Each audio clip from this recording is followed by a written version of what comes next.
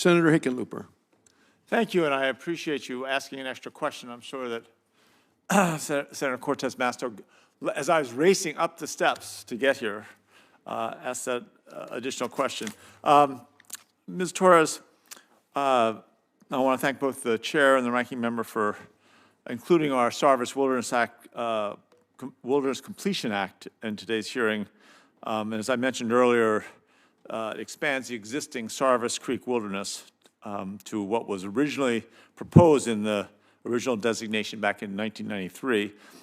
It was excluded at that time due to a proposal to develop a ski area, which in the end turned out to be unviable. So it's safe to say that 32 years later, without that impediment, it's about the right time. So I guess I wanted to ask Ms. Torres if you could speak to the broader value provided by conservation and low-impact recreation on landscapes like Sarvis Creek. Thank you, Senator, for the question. Yeah, I mean, I think states like Nevada, states like Colorado, it's so important to the quality of life to have that outdoor low-impact recreation. It provides different recreation opportunities, and I think we very much learned during COVID, and I think Senator Brasso mentioned this as well, those areas with not a lot of people where we can really escape and check out and really become kind of one with nature, provide a different experience that a Disneyland or a Las Vegas sometimes doesn't provide.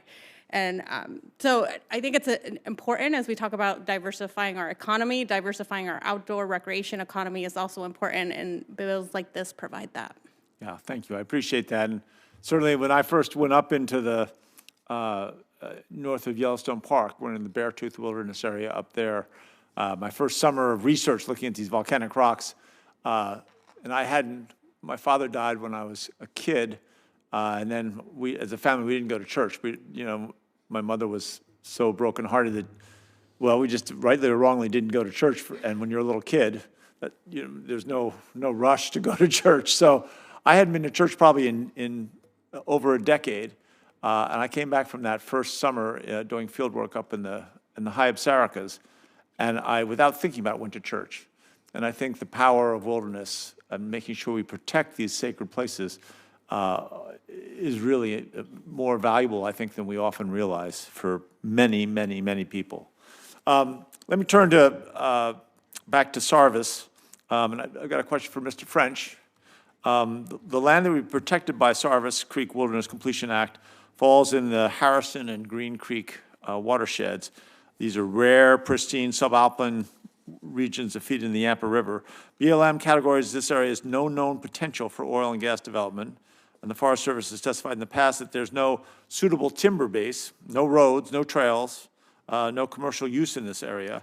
So I was a little disappointed by the Forest Service testimony on this bill, which referred to the protections for Sarvis Creek as contrary to the administration's energy and mineral dominance priorities.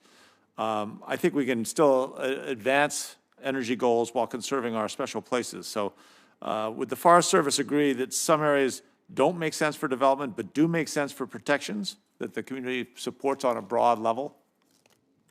Thank you, Senator. Yeah, we're incredibly proud of the 36 million acres of wilderness that we steward on behalf of the American public and understand the importance of these areas. And I've been to Sarvis Creek, so I understand the values that you talk about. I think as a matter of course, the administration right now has taken a position that they're not going to support adding more additional acres into the wilderness protection system until we have been able to work through a number of other goals the administration has. So it's a more question of time and priorities, I guess. I would just say at this time, we are not supporting, the administration is not supporting additional inclusions into the wilderness preservation system. Okay, I hear you. I'm not just trying to get it clear. Thank you. Appreciate that. Appreciate all your work, all of you. Thank you. Very much appreciate the efforts and contributions you've have made. I think someday I'm going to come back as a state forester if I play my cards right. Thank you. I yield back to the chair. Thank you, Senator Hickenlooper. And I do appreciate your testimony that you did find God in Yellowstone, which is in Wyoming. So we appreciate your comments there. Actually, the Beartooth Mountains, the Beartooth Wilderness I'm talking about is just north of the boundary. You took the eastern boundary and the western boundary of Yellowstone up for about 10 miles up there, about 300 square miles, but it's unfortunately, sadly, in Montana. Sad indeed. My goodness. Well, we could have found anybody's welcome to Wyoming at any time, and you'll find magnificence. Thank you all.